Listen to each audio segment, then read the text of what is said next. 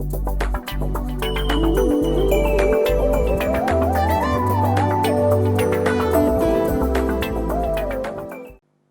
kita akan lanjutkan ya pembahasan mengenai forecasting. Nah, mengapa kita perlu melakukan peramalan? Ada 3 kepentingan strategis peramalan yang saya coba ingin kemukakan ya. Yang pertama dalam kaitannya dengan strategi sumber daya manusia, SDM ya.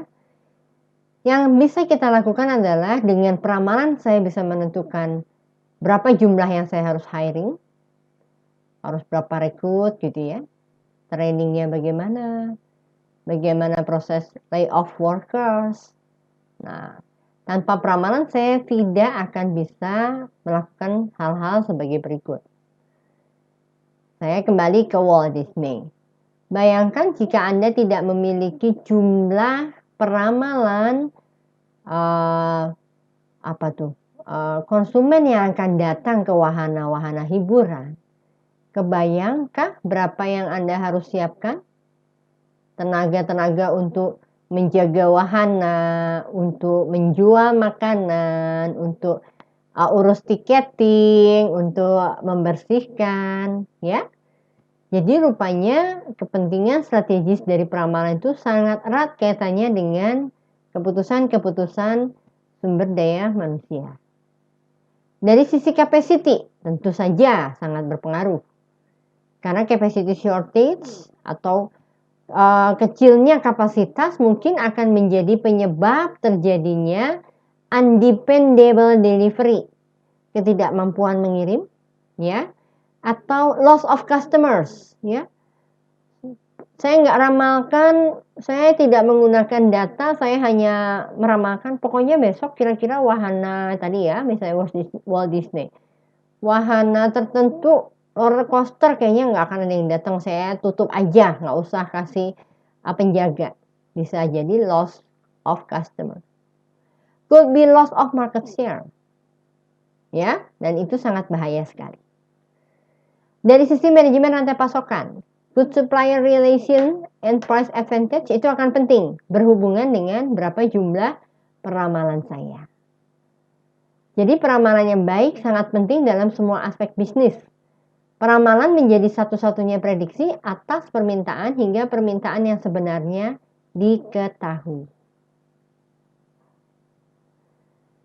Oke, ciri-ciri peramalan. Ada data. Yang pertama itu ya, dibuat dari waktu ke waktu atau secara kontinu. Nggak ada peramalan yang sekali meramalkan selesai. Usahakan akurat, tingkat kesalahannya kecil. Harus dapat dipercaya. Harus tertulis, nggak boleh lisan ya. Jampi-jampi gitu doang, terus ketahuan. Tidak boleh. Dinyatakan dalam satuan yang punya arti dan harus mudah dimengerti. Cukup jelas ya? Nah, kelemahannya nih peramalan. Tentu ada kelemahannya. Ya, yang pertama nggak pernah ada peramalan yang sempurna. Ya. Kelemahan yang kedua, hampir semua teknik peramalan mengasumsikan sistem tetap stable. Padahal ini belum tentu ya. Contoh sekarang, udah diramalkan dari tahun lalu, ternyata tiba-tiba terjadi pandemi. Saya nggak tahu nih, sales bisa up, bisa down, kita nggak tahu. Kemudian peramalan kelompok maupun peramalan secara keseluruhan lebih akurat dibanding peramalan produk individu. Ya, contoh, saya menjual beras, gula, garam, dan sebagainya gitu ya. Kalau saya meramalkan tiap satuan produk, tiap item, itu akan lebih tidak akurat dibanding saya meramalkan keseluruhan dari produk tersebut. Jadi biasanya kalau bikin target akan lebih mudah seperti ini. Saya punya target toko saya 20 juta lah sebulan. Itu akan lebih akurat dibanding saya beras saya pengennya 500 ribu, target saya gula sekian ratus ribu, kok di total nanti 20 juta, itu akan lebih tidak akurat. Nah, ini adalah langkah-langkah dari peramalan. Dimulai dari penetapan tujuan, memilih unsur yang akan diambil, menentukan horizon waktu peramalan, memilih tipe model peramalan, mengumpulkan data, membuat peramalan, dan melakukan validasi, serta penerapan hasil penjualan.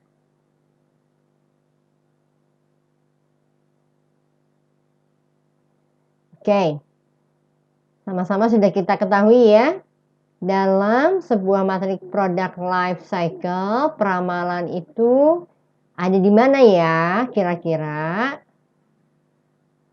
Ya, dia ada di fase growth. Ya, jadi kalau produk Anda sedang growth nih, contoh sekarang yang lagi growth ya, kafe gitu ya, itu Anda harus banyak melakukan forecasting. Ya, ini teknisnya banyak sekali kegunaannya di situ. Nah, saya akan masuk ke tahapan yang penting lagi ya.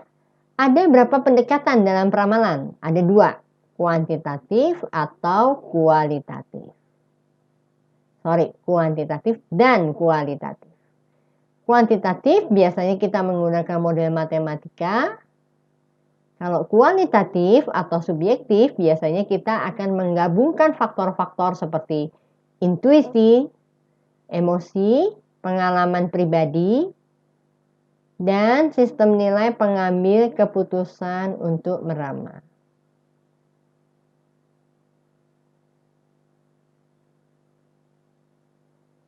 Baiklah, saya ulangi ya. Ada 2 pendekatan peramalan, yaitu kuantitatif dan kualitatif. Kalau kuantitatif, saya menggunakan model matematika, model statistik gitu ya.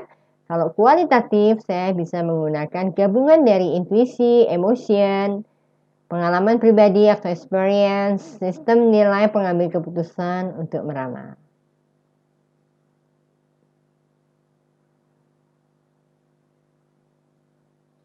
Oke, saya akan masuk ke metode yang sedikit lebih mudah, yaitu kualitatif dulu ya. Nah, ada beberapa metode kualitatif. Yang pertama adalah keputusan pendapat juri. Di sini kita akan membuat sebuah pool opinion yang terdiri dari para tenaga ahli. Jadi disebutnya makanya juri.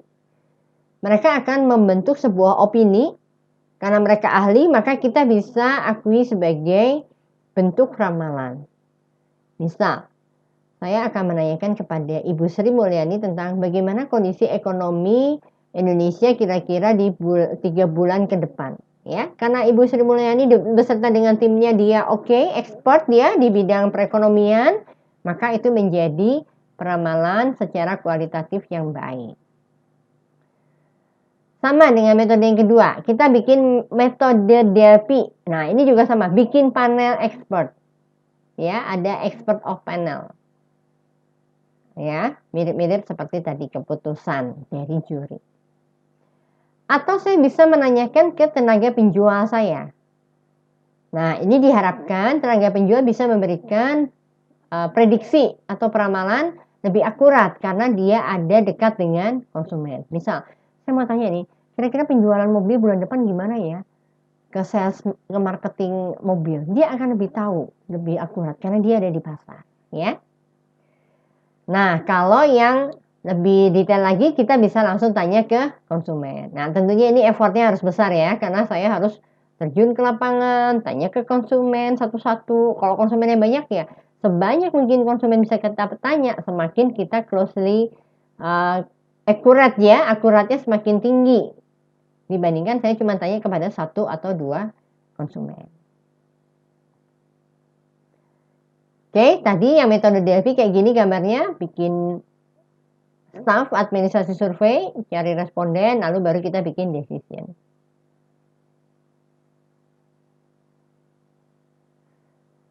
Oke, itu baru metode yang kualitatif.